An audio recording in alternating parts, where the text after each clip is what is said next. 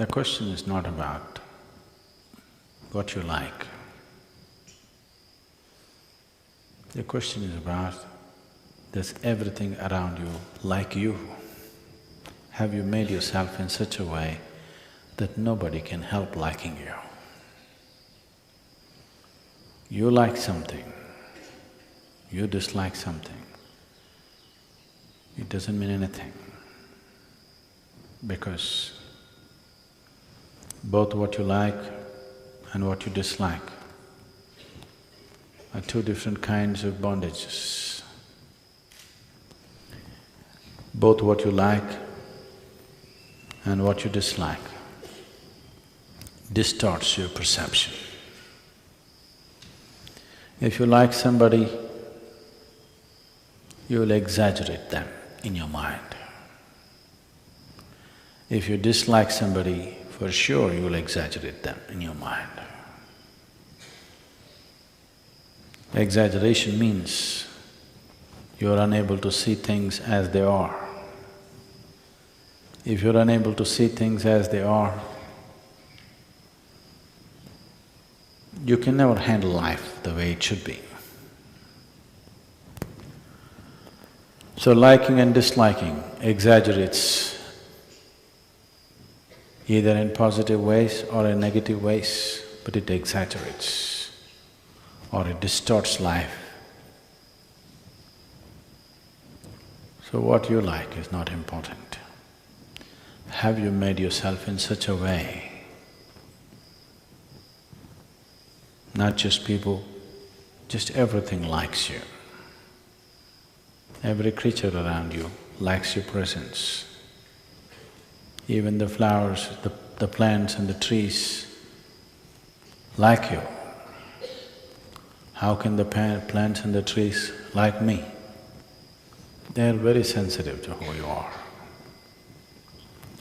They're extremely sensitive to who you are. They respond accordingly. If you make yourself in such a way that the very earth that you walk upon likes you, then you will see everything in your life will become a blessing. If everything around you dislikes you, you will see everything that could be well-being could become a curse. Right now, there is no curse sitting upon human life. It is things that people want, it's things that people aspire for, things that they work for, strive to have in their life, which turns into curses in their life. Their work, their property, their relationships, their own body, their own mind, which is the cancer of their life. Misery is not raining. Never is raining misery. It's just that things that you like have become source of misery. If you strive to make yourself in such a way, you cannot be helped. Nobody can help liking you. Life will blossom better. Everything will yield their best to you, not their worst. But if you go by what you like, not always life will yield its best. You may have everything and still have nothing.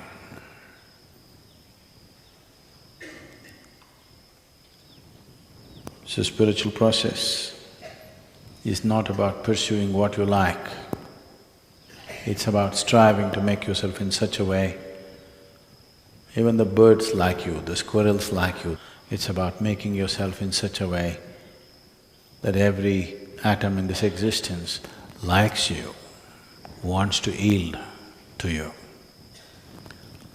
If existence does not yield to you, you do what you want, nothing will work in real sense. You may do something, you may become something, you may earn a living, you may make a living, but nothing will happen. You'll just go through a cycle without nothing tremendous touching your life. So those of you who are living in the ashram, I want you to learn to stand, walk, sit, breathe in such a way that even the stones around you like you.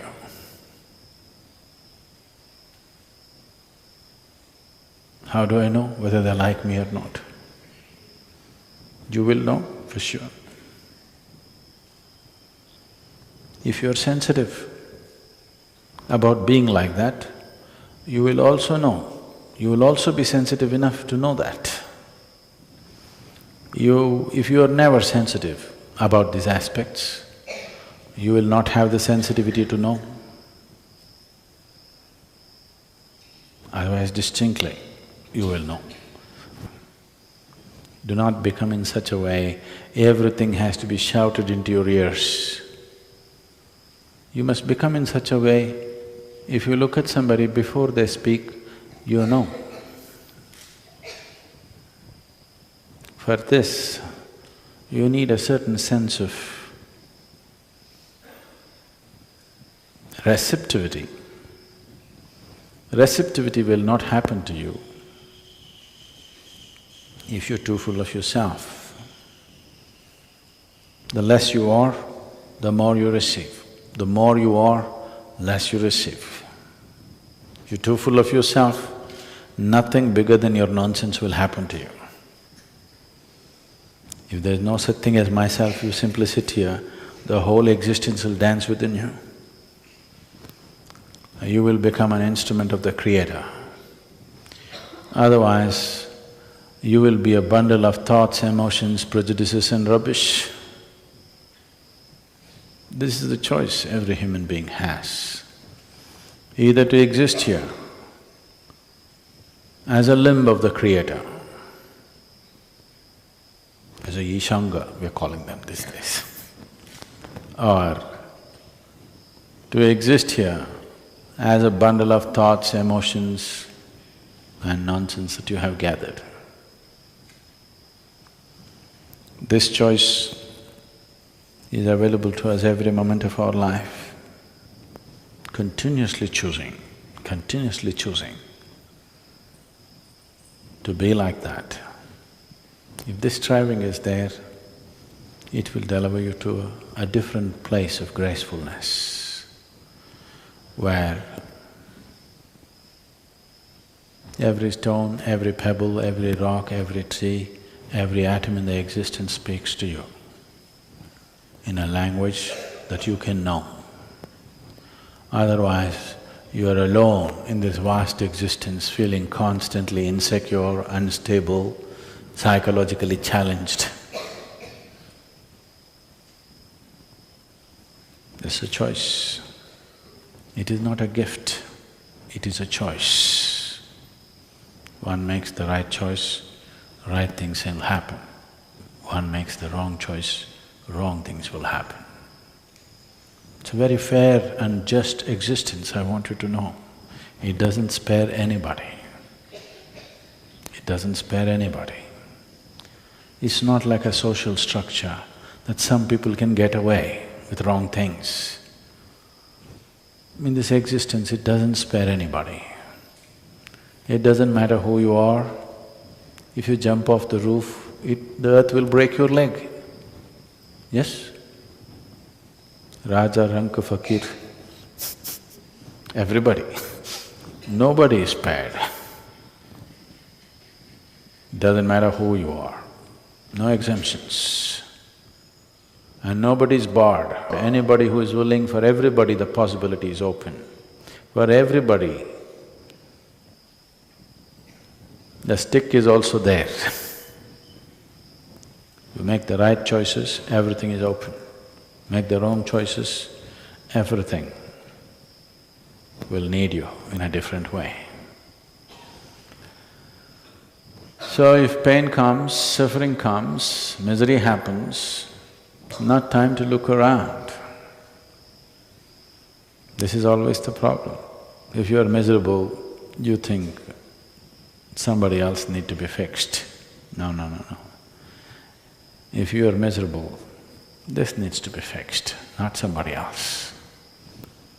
No, I'm miserable, fix the situation for me. No, no, no. If you're miserable, who should be fixed? If you are sick, who should be given the medicine? Shall we give it to somebody else when you're sick? If you are hungry, shall we give the food to somebody else? No. It only works if you give it to this, isn't it? If food is like that, medicine is like that, is that not true with every other aspect? That if you are miserable, something else or somebody else need not be fixed, only this one needs to be fixed. Just to understand this simple fact, people take lifetimes. They think something else has to be fixed. On a certain day, Shankaran Pillai went drinking with his friends.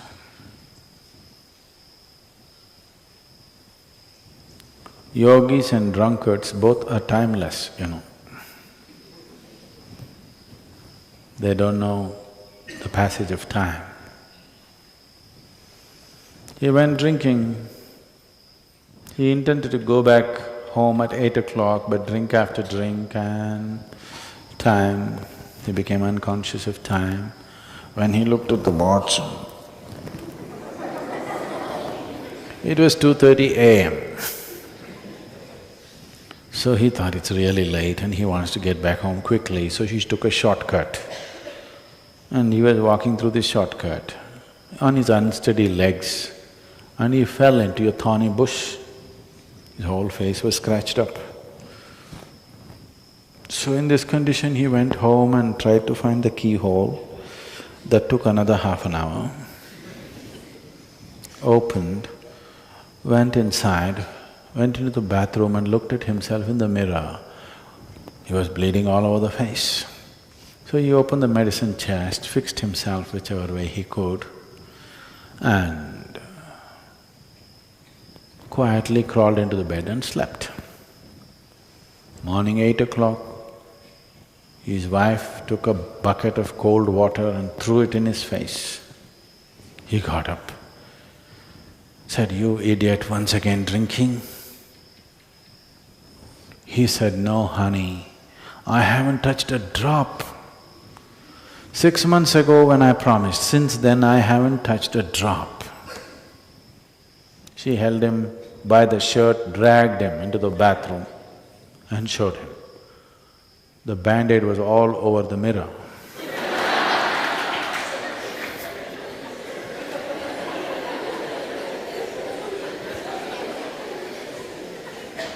Doesn't work like that.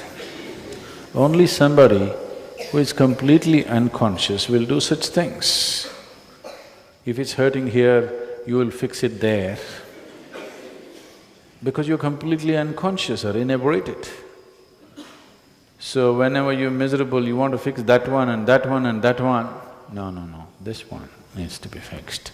If you put band-aid on the mirror, it doesn't heal your wounds.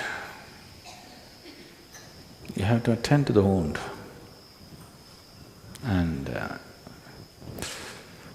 both your miseries and joys are caused from inside, so it needs to be attended here, not somewhere else.